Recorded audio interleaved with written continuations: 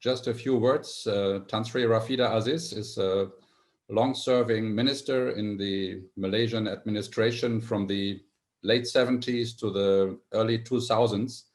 And she's one of the most knowledgeable persons I know in Malaysia in terms of politics, economies, culture, everything. And I have the pleasure today to have a short discussion with you about, say, current affairs in Malaysia, in Asia Pacific, and globally. So thank you very much for agreeing to speak with us. Good morning. Yes, good morning, Sri. We have a very, say, heated debate about the monopolistic powers of the technology companies. You know, we talk about, in Asia, we talk about Alibaba, in US, we talk about Amazon, Google, Facebook, and so on. Do you see that these huge companies, and they are gaining traction, they are doubling and tripling their market share, basically quarter by quarter. Do you see there's a risk in it and that governments should do something about it?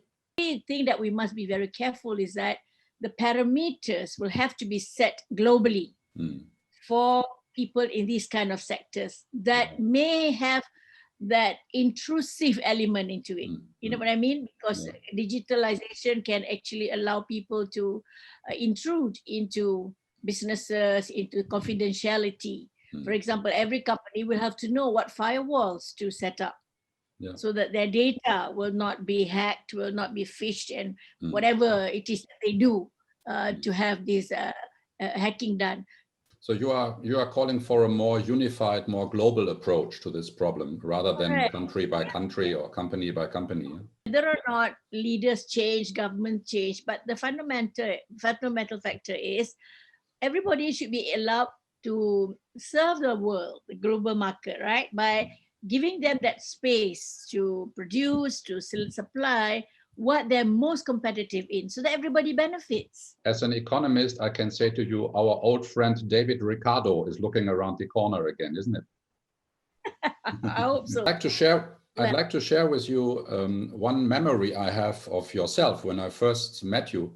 I think that's a very interesting story. I like to always to share with my friends, because you were leading one of the trade missions to Germany, and you gave your presentation on Malaysia, and there was this huge ballroom filled with, I think, more than 200, 300 people, German businessmen who are interested to know about Malaysia. And at the end of your talk, one gentleman stood up and said, "Excuse me, Minister, I have a very bad experience in Malaysia with corruption.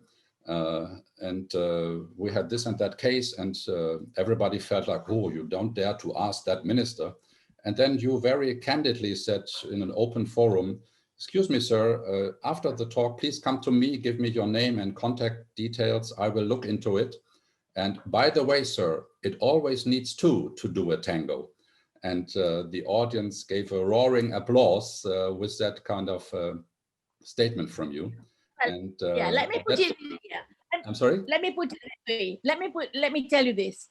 I attended every year the annual luncheon of the International Chamber of Commerce. Where foreigners take turn to become chairman or president. Right. And one of them, the president was from Denmark, Danish, which means that is from Carlsberg. Right. And he opened his speech by saying, by topics, and he went to topic corruption. And he says, we can tolerate a certain level of corruption. And I took notes. And then when I spoke, I just told him, shame on you. How can you even announce you can tolerate a certain level? What level? $3, 3,000, 3 million? About Malaysia in the news, usually it's not so funny for Malaysia, you know. We have the 1MDB scandal. We have the Anwar Mahathir saga, so to say, more than 20 years. Now we have a statement of Dr. Mahathir, which is causing a big hoo-ha in the media about the terrorist attack in France and the statement he put up on tweet. How do you look at all these messages we receive here? Because Malaysia has so much more to offer and we only see the bad news. You know? On that Mahathir's tweet, let me put it in context, right? I don't know who did it, but they took out one paragraph, para 12, and just viral that when he started with para 1 right down to, I can't remember how many paras. In other words, if you read the whole context, you see some validity in what he's saying. Yeah. He didn't say those words and say, that's it. Everybody in this world should respect everybody else's faith. Yeah, the do's and the don'ts. What's sensitive to everybody. Of course. I mean, for us Muslims, we're not allowed to even, we're prohibited from portraying visually our prophet. That's a no-go. Yeah. And surely it hurts us to have people make a caricature out of it. Well, people like me, level-headed enough to see what these idiots are doing, and I won't go beyond that. You know what I mean? We do know there are a lot of mad people around the world.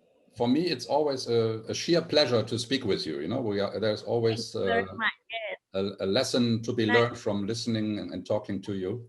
So, and I think the leaders of... Thank you. And I hope this pandemic will ease off so that travel can start again and business can be more vibrant.